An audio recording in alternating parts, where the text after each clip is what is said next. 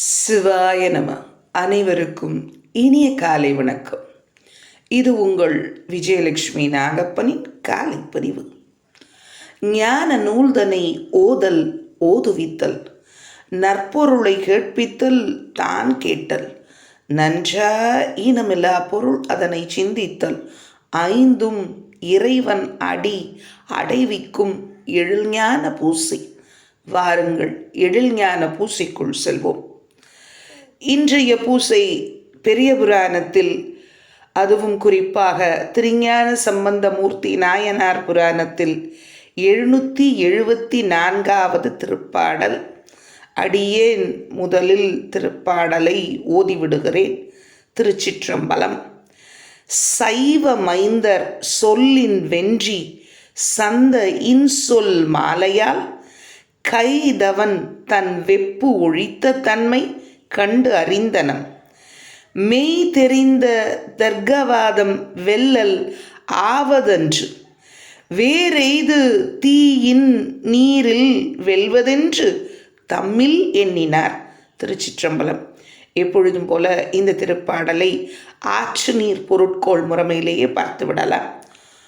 இது இந்த முதல் 2 அடிகள் அந்த சமணர்கள் அவர்கள் மனதிற்குள்ளே ஓடும் அந்த எண்ண ஓட்டங்களே இந்த திருப்பாடலாக அமைந்திருக்கிறது.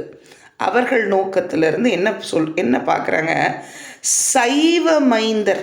சைவ மைந்தர், அருமையான அந்த சொல்லாட்சி. சைவ மகனாரான பிள்ளையாருடைய ஞானசம்பந்த பெருமானை குறிப்பிட வேண்டும். தெய்வ சேக்கிழார் எப்படி சொல்கிறார் பாருங்க. சைவ மைந்தர். சைவ மைந்தர்னா நம்ம ஞானசம்பந்த பெருமான், சைவத்தின் மகனான பிள்ளையாருடைய சொல்லின் வென்றி சந்தையின் சொல் மாலையா, அவருடைய சொற்களின் வெற்றி சிறப்பினை எது பறைசாற்றும்? அவருடைய சொல் மாலை பதிகம். அந்த சந்தையின் சொல் மாலைங்கிறது அந்த சொல் மாலை பதிகம்.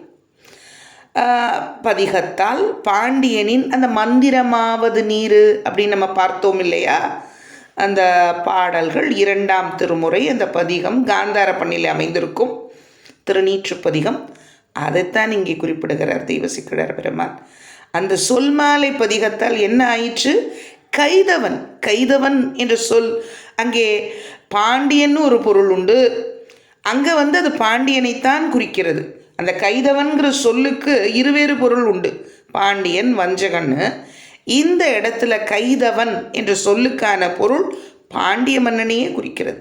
அந்த பாண்டியன் தன் வெப்பொழித்த தன்மை கண்டறிந்தனம்.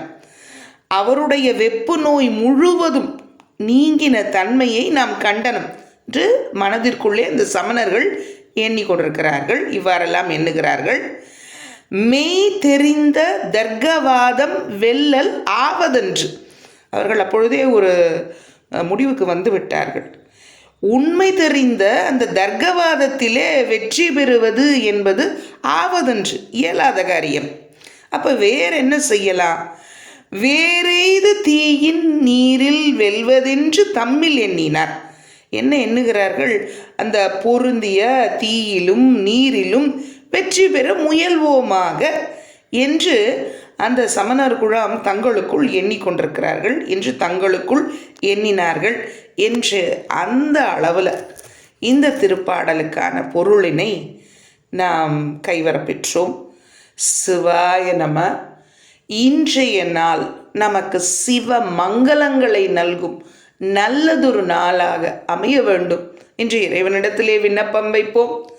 தென்னாடுடைய சிவனே போற்றி, எந்நாட்டவர்க்கும் இறைவா போற்றி. ஓம் நம